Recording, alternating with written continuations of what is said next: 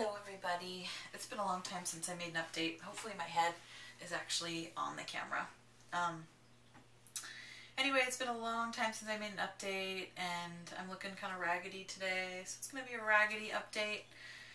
And mainly because I'm not feeling very well. I've had a touch of a stomach bug or something for the last couple days and I haven't been able to eat very much, like at all.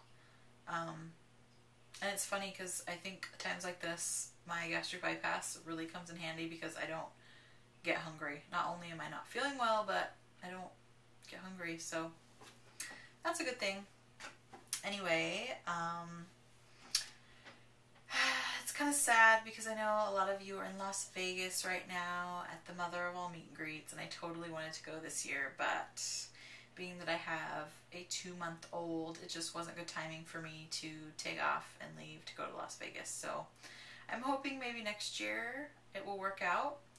And because there's so many of you guys that I want to meet. Everyone on YouTube has been so supportive of me and so giving, generous. I can't even tell you, since I've had this baby, how many people have sent me like coupons for formula, have actually sent me Similac formula, that's what we use, have sent me baby clothes, have sent me all kinds of little gifts, things that they use for their kids that they really like. I mean, I've gotten so much cool stuff from you guys that I didn't know. There's lots of baby love, lots of Faith KP love going around out there, and I really appreciate it. So, thanks everybody. And yeah, so I just wanted to post a quick update. I'm sitting here. If you hear noises, I've got my baby monitor on because Ross is actually taking a nap right now, and I wanted to talk about this monitor for those of you who have babies or looking to have kids, but I cannot say enough about this. This is the Angel Care monitor system, and it's really pretty high tech. There's like this pad that goes underneath your crib mattress, and it keeps track of every movement, even so slight as breathing. So if your baby ever stops breathing for more than 15 seconds, you get an alarm that goes off. If he stops breathing for more than 30 seconds, it goes like a crazy alarm.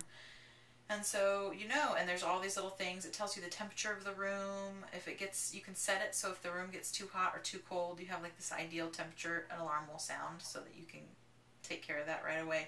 Anyway, lots of cool stuff. A little night light on the actual unit that goes in his room. And we had to get one of these because Ross will not, he refuses to sleep on his back. And I'm probably going to get a lot of grief over this, but we put him to sleep on his stomach now because it's safe with this monitoring system. It's going to tell us if he ever stops breathing for any reason. And part of the thing with SIDS, they think, is that their little systems, when they go into a really deep sleep, they can forget to breathe, and so they stop breathing and pass away. So the risk of that with this is so low. One, because you can see when they're breathing, and if they stop for 15 seconds, you can be in there in a nanosecond to wake them up. Or two, also because when that alarm goes off, it's enough to trigger them to breathe again on its own. So anyway, if any of you have babies who do not sleep on their backs, I mean, he just refuses. He will wake up literally 5 seconds after you put him down. He can be in deep sleep. It doesn't matter. I don't know if some of that may be due. He might have a little acid reflux or something. We're going to the doctor in a few days for his 2-month checkup, and, we'll address all that stuff. But anyway, Angel Care. It's really good. Awesome monitor. And what else was I going to say? Oh, I'm going to be starting a new series hopefully soon, switching over, transitioning from my prenatal updates to my post-baby weight loss updates. And even though I don't have a lot of weight to go before I'm back to my pre-baby weight, I probably lost it by now. I don't know, honestly, I haven't been weighing in at home. I still want to lose more weight because I wasn't at my goal even before I got pregnant. So I still want to lose more weight. My husband went out today and bought me a new Jeep jogging stroller, which I'm really excited about because that means that Ross and I can get out on these afternoons when the sun's shining and to get some exercise, and I know that he will enjoy that as well. Sorry if I'm sounding monotone. I feel like I'm boring myself here, but I just wanted to make an update because it's been so long since I have come on here and said a hi to everybody, and I wanted to let you guys know that I'm still here. I'm still making videos. I'm not going to disappear, and talk a little bit about what's going on. So yeah, I think my major struggle right now with food is that during my pregnancy, well, basically they tell you to almost reverse the rules. You reverse the rules of weight loss surgery when you want to maintain or gain weight and you want to stop from losing. So you add in more carbs. You eat carbs and protein together rather than protein first. Sometimes drinking a little bit with your meals, it can wash it through. You do all those things, and that will prevent you from losing the weight that you don't want to lose when you're pregnant. So I got into those habits, and most of them were easily broken. The one thing that's not been as easy to break for me was having the treats, because I crave sweets in the evening now. Not like I was eating super sugary things, but I always want like an evening snack, which I didn't even have a snack at all before. But now I'll want like a yogurt or a piece of chocolate or something at night, like maybe an hour before I go to bed. That's what I'm wanting while I'm sitting there watching TV. I know that was not a good habit to get into, and now it's a hard habit to break. I've tried to switch from things like chocolate over to like a fruit, banana, apple, stuff like that, but it's still like food that I don't need to be taking in at night.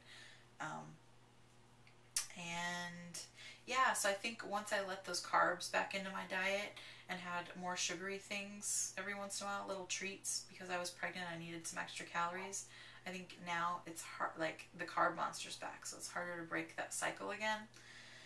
So that's what I'm struggling with. If any of you guys have tips on how to break that cycle, I'm not really interested in the 5-day pouch test. I've done that before, and it was detrimental to my mental health, and for other reasons, it didn't do me well. So not going to do the 5-day pouch test. I'm kind of toying with the idea of maybe a liquid fast for just a couple days to kickstart, although I've kind of done that for the last couple days since I've had the stomach bug. So maybe once I start eating solid foods again, that may have helped me. We'll see.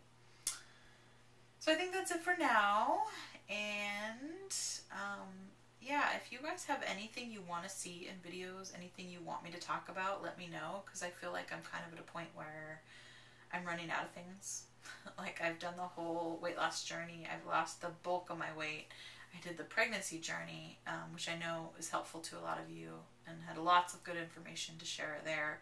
And now I'm kind of like, well, I have a little more weight to lose, so I can talk about that. But other than that, there's not a whole lot. I'm, more than 2 years post-op now, and I don't know. So tell me what you guys want me to talk about, what you want to hear, questions, and I would be happy to answer them. Yeah, so that's it for now, and I hope everyone is having a ball at the meet and greet. It looks like a lot of fun. And hopefully I'll see you next year. Have a drink for me. All right. Talk to everyone later. Bye.